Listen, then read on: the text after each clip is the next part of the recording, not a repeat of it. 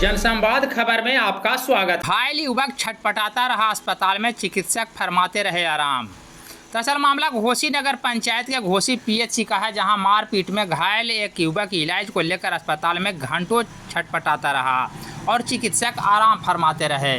दरअसल मामला घोसी थाना क्षेत्र के बीरूपुर गांव का है, जहां मारपीट में घायल पंकज सिंह नामक युवक इलाज को लेकर घोसी पीएचसी पहुंचा था, जहां चिकित्सक ने इलाज काफ़ी देर बाद शुरू किए। इस सिलसिले में युवक का क्या कुछ बताना है, आइए सुनते हैं। क्या डॉक्टर साहब बोले? डॉक्टर साहब भेटे होबे नहीं किए हैं, बताएं कि थाना पर जाओ, थाना पर से आओ, थाना का आके पहले इलाज करवाओ। यही है। कितना देर से घूम रहे हैं? बताइए 2 घंटा से घूम रहे हैं, तो ये थाना ब्लॉक करना, मर जाएँ 2 घंटा में मर जाएंगे तो क्या होगा? इसका जवाब देने वाला कौन है?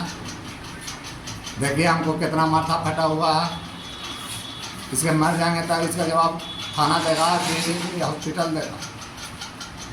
क्या नाम हुआ आपका? पंकज सिंह हुआ।